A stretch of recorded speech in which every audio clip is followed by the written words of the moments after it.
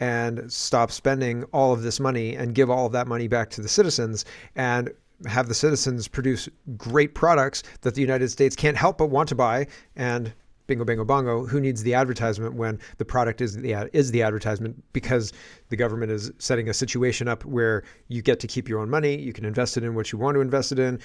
Electricity is cheap because we're not using ridiculous green energy standards. I know this is a wish list, right? It's Christmas after all.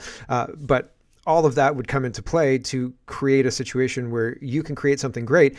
And just by benefit of creating that great thing, I mean, the iPhone barely needed advertising. People were super excited about it. And then when it rolled out, I didn't need to see a commercial to know that, I mean, like anybody who had one, I remember one guy who had one and people were passing it around, like just looking at it and like getting a hands on with it. And you didn't need a commercial for that kind of stuff, right? And so advertising is a waste of money, and I'm sick and tired of our government wasting money. So we'll talk about that. Bovaer, I don't know if I'm saying it probably wrong, but it's that toxic ingredient they're putting into the milk to stop methane emissions, feeding to cows to stop methane emissions from their farts and burps. And this harms the cows. And if it's in the cows, it harms the fertility, et cetera, but it could also impact the milk for us. And we drink the milk, and that's not great because, well, we're 70% water or something like that. And milk's got a percentage, that's made from water in the body of the animal, right? So like, goodness gracious me, all of that would be not so good, right? And you drink milk for health purposes. It's high in protein. It's good for you. The pasteurization is supposed to be good for you, right? All of that's supposed to be really good. But you're not allowed to buy raw milk. Again, very weird. It seems tax on the food chain and on our food supply, et cetera, are increasing and becoming more obvious. And people are upset. This is happening in the UK, but it has ties to Canada as well. It's been approved in Canada, and I don't know who's using it. So have you noticed your milk change of flavor? Joe Biden pardoned Hunter Biden, and that's interesting because he said he wouldn't do that. We'll look at that. Snowstorm update. We've got some OPP feeding some horses and other animals on the side of the road because they've been trapped on the roadway for 7, 8, 10 hours. And so that's pretty wild. That's from yesterday. Argentina's turnaround. I kind of talked about that. And we're going to start with, I often talk about how Pierre Poilievre is similar to Diefenbaker. And I've got a documentary that is the story from basically the Second World War to the early 80s, 1976, but then it extrapolates into what we're living now. But this is the story of a Canadian public who did not want immigration whatsoever. They didn't want immigration from other countries. They didn't want it from Europe. They didn't want it from Africa. They didn't want it from India. They didn't want it from Asia. They didn't want it from anywhere, by about 70 to 30. 70% said, no way. Every time they did a consensus, every time they asked the public said, nah, we're good. Thanks. We don't want to do that. And the response from the government was, we're not going to tell them that we're doing this. And Diefenbaker was instrumental in doing things one way and selling it to the public one way and actually doing the opposite, as far as I understand it. So that's really interesting. We're going to start there. After this, Trump and Trudeau, and this is the Babylon Bee, and I thought it was very funny. Trump and Trudeau are sitting here. Babylon Bee says, Trump renews relations with the Castro regime. That's pretty funny. Babylon Bee, brava. Okay, so let's talk about hold on a second. I had to make sure I had the right tab. This is the documentary that I was talking about yesterday on the Kitchen Table Talk. And this is I said I'd pull out some interesting things. This is the Diefenbaker part. And so Diefenbaker didn't like the idea of hyphenated Canadian. So if you came to Canada from Greece, you were a Greek Canadian, or if you came from England, you're a British Canadian or whatever. He hated the idea of that kind of distinction, and he wanted to stop it. He wanted to normalize that to a Canadian is a Canadian is a Canadian. And in doing that, they put out or they committed to not telling people how many people per year they were going to be bringing into the country. And that sounds pretty crazy. And so here's just this little part of the documentary. There's 2 parts that are each 2 minutes long-ish and separated by a little bit of time where, it's not quite 2 minutes, but separated where the person who created the documentary went and got the original surveys and questions asked by different newspapers and responses. And it shows the amount of people who are opposed to this kind of stuff. So I think it's worthwhile paying attention to that. So here is this documentary. It's 42 minutes, absolutely worth your time. It is the story of how Canada got sold out by a government that ignored them over and over and over again to implement an immigration policy that absolutely nobody wanted.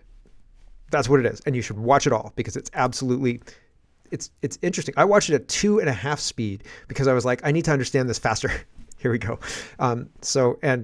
Worthwhile. Here we go. That eliminated almost all racial discrimination from immigration criteria. Prior to its passing by the nominal Conservatives, very few non-Europeans were admitted into Canada. The notion of a politician's personal beliefs divorced from policy would dissipate during the tenure of Prime Minister Diefenbaker, a man whose anti-racism was central to his identity.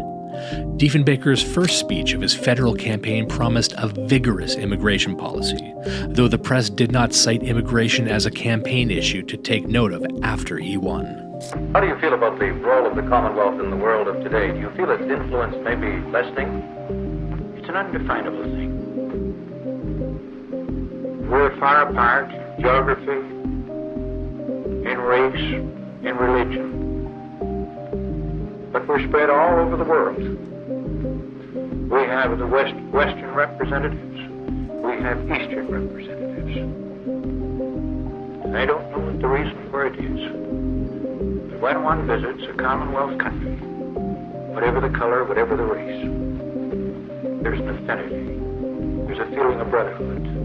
John Diefenbaker was a fascinating linchpin because, of course, he himself, although born in the country, was of German-Canadian descent, and he felt very strongly that he was a spokesman for ethnic Canadians, or people who had been seen as hyphenated Canadians. Diefenbaker wanted to erase that hyphenization, and he wanted, in a sense, to recognize people of every ethnicity as equally Canadian. Diefenbaker's story is again emblematic of how this secret bureaucratic process occurs. For example, he told his cabinet that colored immigration could be resisted if it were on the grounds of adaptability to Canada's way of life rather than overt racism. When in 1957, Acting Minister of Public Works Davy Fulton recommended a yearly immigration target of 150,000, the cabinet assented only after being told the number would not be released to the public. While all of this was occurring, the public sentiments were clearer than ever.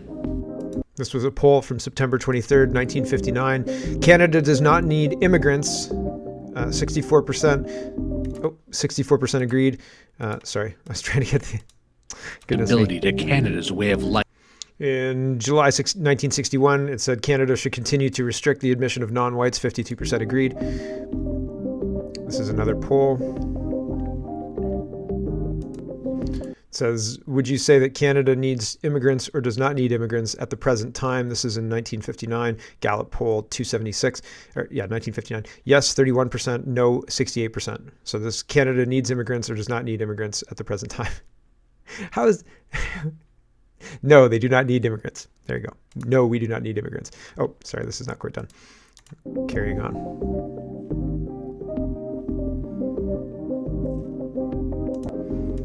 It says, would you approve or disapprove if the Canadian government increased the number of immigrants coming into Canada,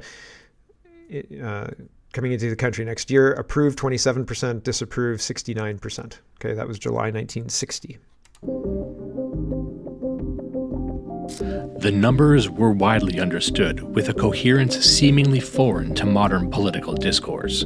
It could be argued that the Diefenbaker administration's conflicted immigration regulations mirrored not just a negotiation with public sentiment, but something deeper in the Prime Minister's psyche. He had once revered Canada's British founding and the Commonwealth, but was also vehemently anti-racist to his core. I don't even know what being anti-racist means at this point in time. Anti-racist means anti-white. Anyway, and I mean, that may hold true back then too. So it's very interesting. Honestly, go watch this documentary. Totally worthwhile. Absolutely worth your time.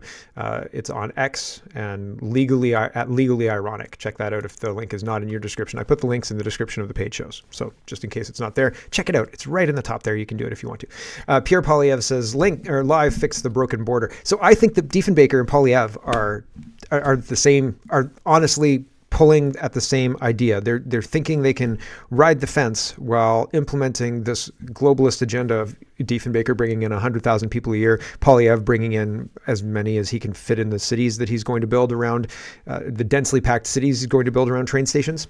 Right? Like 15-minute cities, anybody? Yes. And it's all full of new Canadians, thanks to Diefenbaker and Pierre Poilievre, right? And so that's very interesting.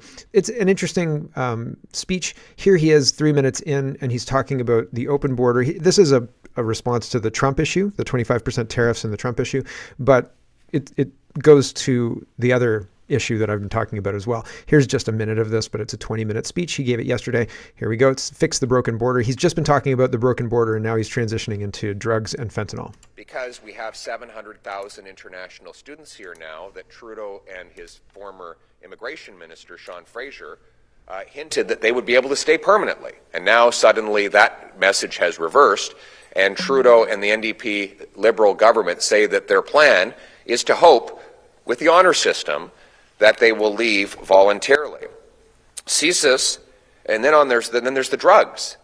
CSIS, I'm quoting now from a document obtained by Access to Information by Blacklock's reporter. This is a briefing note the Prime Minister received almost a year ago. CSIS identifies more than 350 organized crime groups actively involved in the domestic illegal fentanyl market. And what has Trudeau done since he got this information back in January, almost a year ago? Absolutely nothing, other than try to legalize and liberalize these same drugs. He has weakened our borders, and he doesn't even inspect 99% of shipping containers that come into our country. Since Trudeau became Prime Minister, there's been a 632% increase in U.S. border control encounters with people illegally attempting to enter the United States from Canada. In the first 10 months of 2024 alone, U.S. Border Patrol has intercepted more than 21,000 people illegally crossing our border. And on top of that, doesn't include the dangers that are coming into Canada from... Right. So it's a 20-minute speech. It's wide-reaching, broad. He goes through lots of different failures, right? It's interesting. What do you think? Do you think Pierre Poilievre is going to be two-faced when he gets into office, or do you think he's going to close down the border and honestly pull a Milei? Well, we'll get to what Milei's done in just a minute, but Milei's fixed Argentina after an unbelievably challenging, getting an unbelievably challenging package when he took control of the country. Right? He's fixed it without communism. He's fixed it using fiscal restraint and allowing the people to direct their money rather than taking their money and using taxes and directing it through the government and getting rid of government waste. And I mean, like, we're watching it in the United States, we're watching it in Argentina, and Canada is going further and further into a communist shithole governance. And it's garbage. It's absolute garbage. Zachary says, how do we prioritize the mass deportations necessary to clean up Canada? Easy. Redo merit tests and language proficiency exams for every immigrant to Canada in the last decade. If they fail, deport them. Criminal record, deport them. No employment in the last year, deport them. Yeah, sure. I'm on board. Sounds good. That sounds like a beginning stage. Although you could also do the economic stuff as well. You could say, like, listen, here's the timeline. Within 6 months, if you meet these criteria, you need to be gone. And if you're not gone, you're going to be arrested. And this is what we're going to do. And within a year, so on and so forth, right? And this is how you stay. This is how you go. And we're not going to be talking about this further than these edicts, basically. And I mean, at some point you need to fix things, right? Like, if you come in and your children have made an absolute mess in the living room, we're not arguing whether you've made a mess. We're cleaning it up. Like, that's it. It's happening. And no, you're not doing anything else. And yes, we're putting it exactly where I say, because I'm in charge here now. CTV News, let's talk about money and fiscal restraint and all of that stuff. CTV News says, Trudeau says, no question, incoming U.S. President Trump is serious on the tariff threat. So Trudeau is taking a day off today because, flying down to Florida for the weekend's tiring. It's not tiring to go surfing for the weekend, but going down to speak to Donald Trump for 3 hours at Mar-a-Lago, I guess, is super tiring. So he's taking a day off and he won't be answering questions about it. But I guess he's saying, oh yeah, Trump's super duper serial. Right. We better get those helicopters in the air. Yesterday during the kitchen table talks, we talked at length about how to do border patrol in a way that is inexpensive and practical, because I don't think helicopters and teams on the ground is necessarily like the most practical and thing we can roll out in the quickest, right? So we had a long kind of conversation about that. And it's interesting because I think that we're going to do it stupidly. And I think that we're going to incur these tariffs anyway. And I think we're not going to have much of a plan. So soft landing? I don't think so. I don't think so. I think it could have been if we had not been stupid for the last 10 years and more. But oh well. Ship sailed now. Here is an advertisement that your tax dollars paid for. And it's a fine ad, I guess. But who's the target, right? Like if you see this ad and then you're like, oh, I guess I'll investigate what the tax situation looks like in Canada. And then you do 5 seconds worth of research because you're a business and you know what you're looking at. And you go, oh, I think I'll stay where I am. Thanks very much at this beginning of the Trump era when he's going to deregulate a whole bunch of stuff. Yeah, I think maybe I'll go down to Argentina, but I'm not going to Canada. Those lunatics will take half my lunch.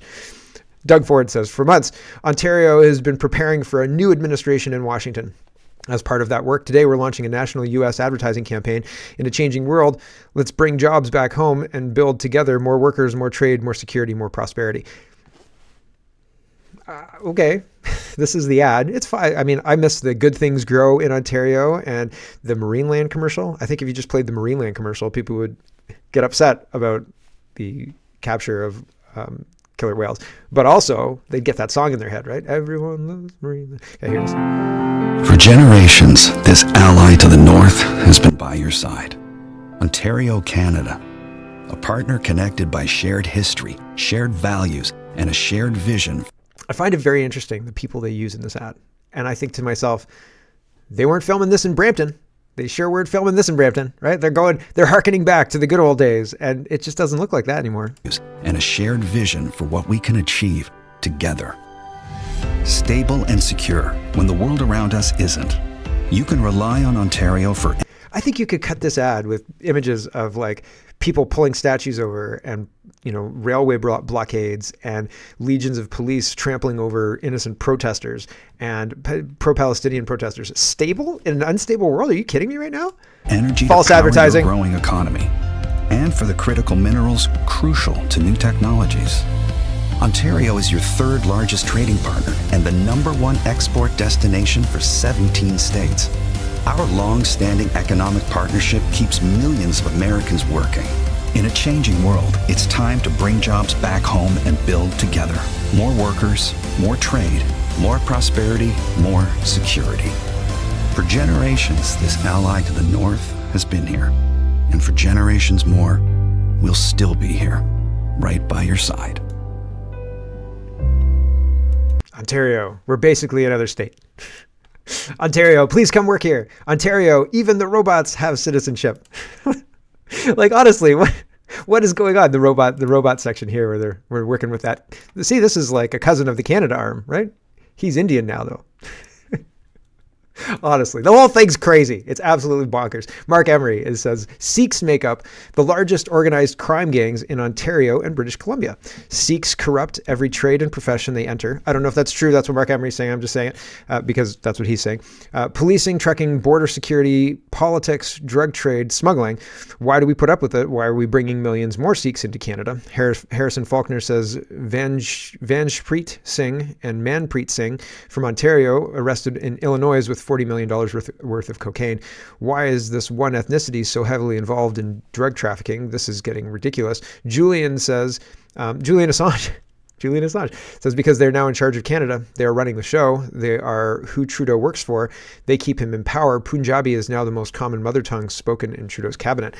The other weird thing about this is there was somebody else talking about Mocha and saying, go to Mocha's page, check out Bresden Media, and find out how the World Sikh Organization is running, is actually very hands-on running things, because Mocha has a whole bunch of that kind of reporting on his page. And I'm just looking for the link, and I can't seem to find it because there's a whole bunch more responses now than there were yesterday. And I had more than one thing that I wanted to show you on this tab. So sorry, hold on.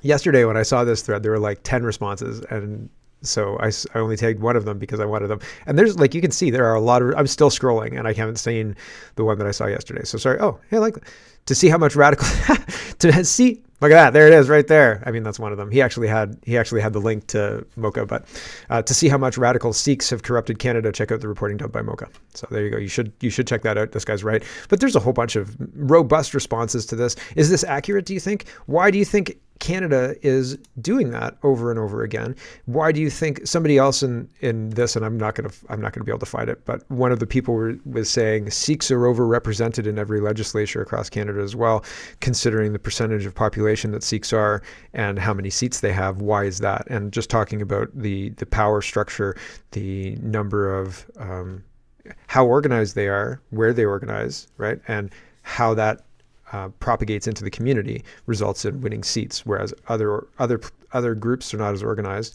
and don't have as broad-reaching population. So this is interesting. I didn't know that Julian Assange was paying attention to Canada and that Sikhs were so powerful, but it's something to pay attention to, right? It's kind of you don't think that, because I think that there are people out there who, well, I mean, up until recently, I thought the Israel lobby was one of the main drivers and controllers of the Canadian government. But if the Sikhs are, well, where does that leave Israel? Yowza. Sabraj Singh Kathon, he's a community reporter, and he says, K Alliance Union, a newly certified labor union representing container truckers in British Columbia, was announced today in Surrey. K Alliance, which honors Shadid S. Qatar Singh Sabra with the K, is a new initiative by the United Truckers Association. Organizers say this will be North America's first union owned and operated by the Punjabi community. Weird. If you ran a union that was for one group and one group only, and it was the wrong one group only, you'd get in a lot of trouble. But you can do it for just the Punjab community. You could do it for just certain other communities too. But there's one group of people that if you're like, this group is for just this group of people, lots of trouble. There was black only dances in high schools in Guelph in 2022. I haven't heard about that 23 or 24 yet.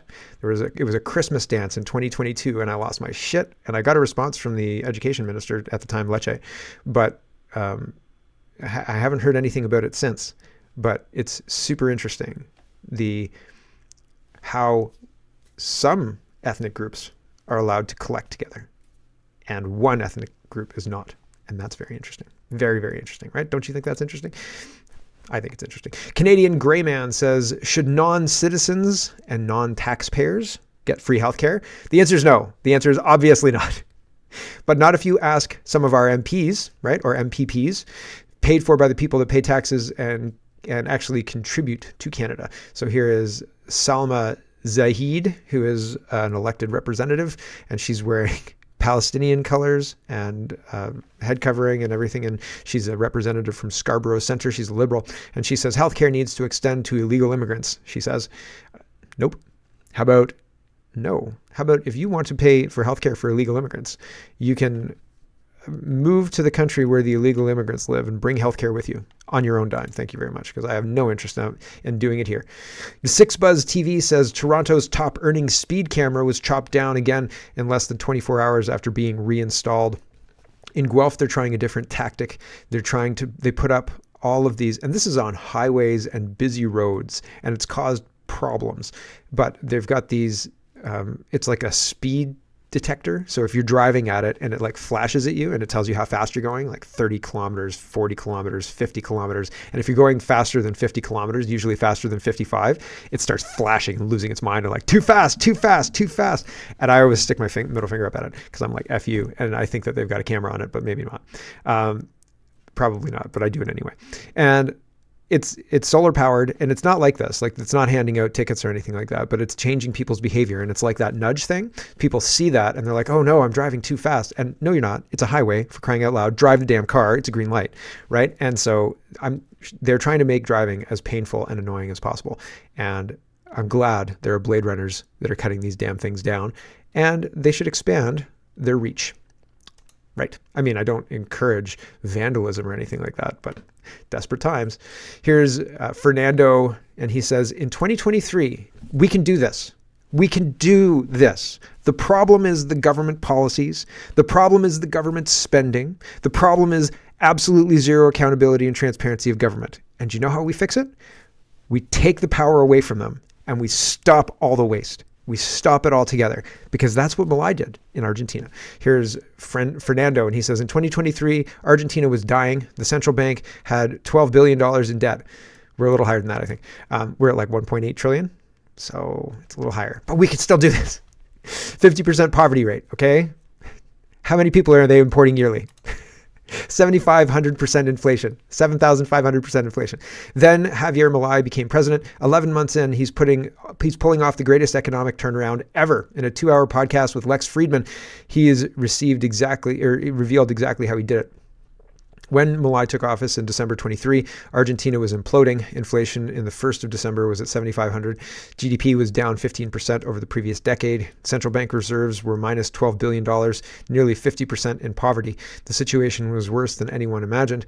The government's finances were in complete meltdown, a massive 15% fiscal deficit, 5% treasury, 10% central bank. The central bank had interest-bearing liabilities worth 4 times the monetary.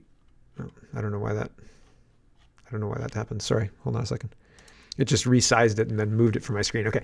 The central bank had interest-bearing liabilities worth 4 times the monetary base, meaning they could quintuple the money supply overnight if those debts came due.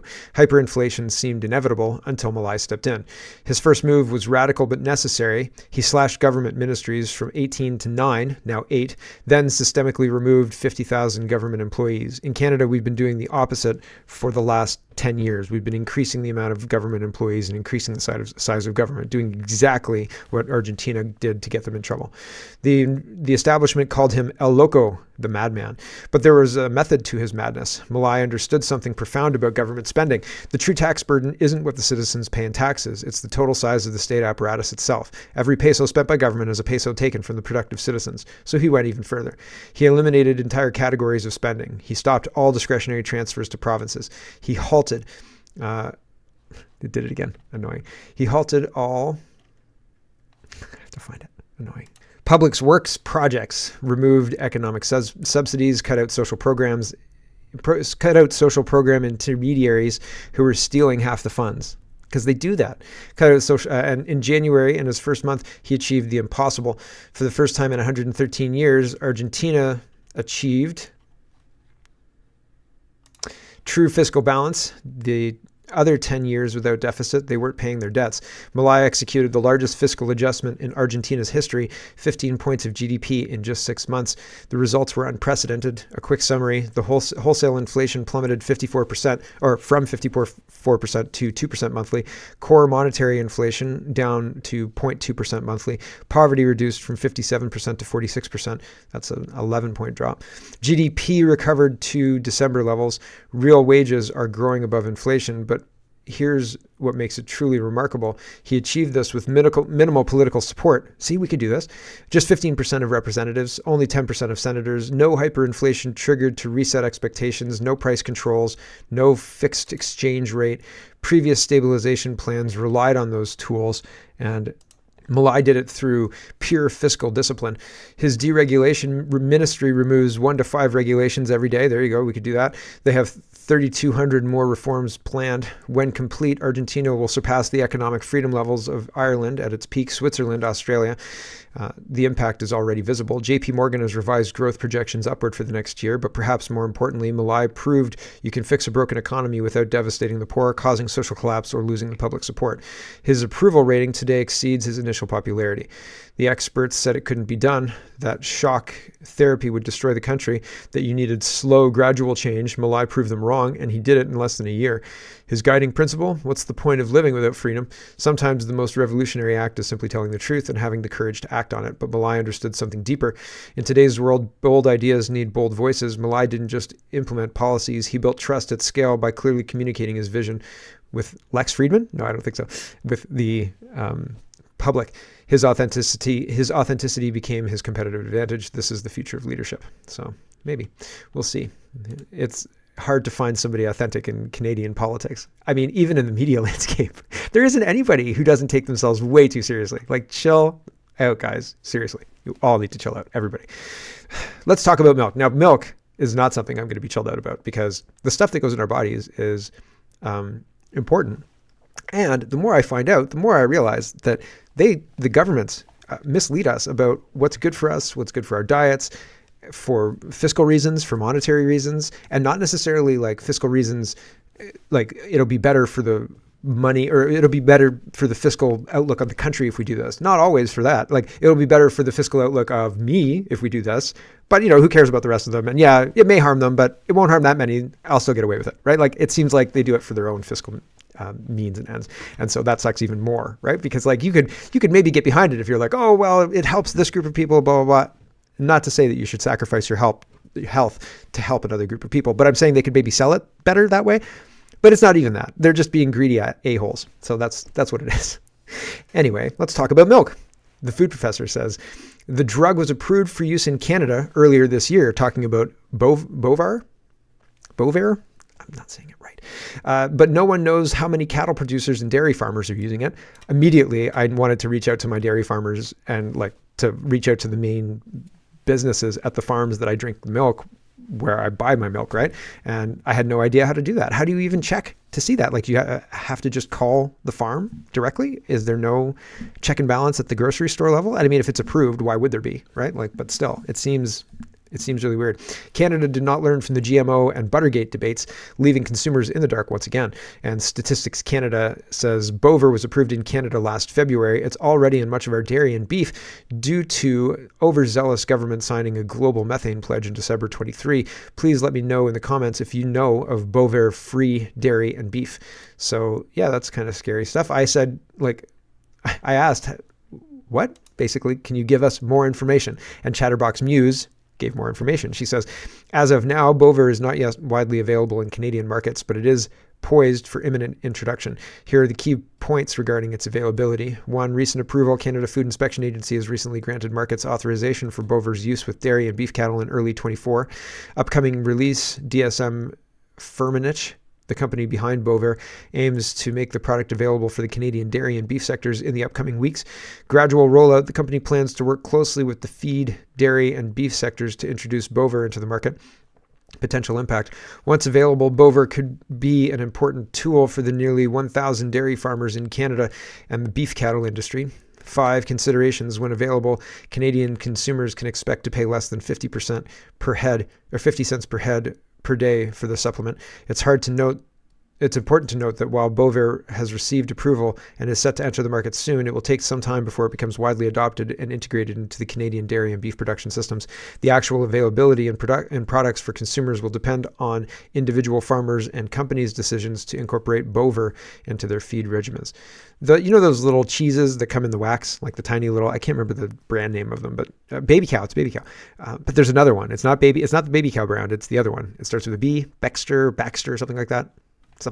I can't remember. But those ones have Bovaer. Somebody was talking about it the other day on my feed, and they said, have you noticed these things have kind of changed? Like, it doesn't taste the same as it used to taste. It's because they've been implementing Bovaer in it. And I was like, what? So, hello everyone. Thanks very much for watching. This is just a short version of a longer show. If you'd like to get the whole show, you can go over to CanadaPoly.com and sign up for a subscription. Just look in the drop-down tab for Shop and Donate and look for subscriptions, and you'll get immediate access to the full show.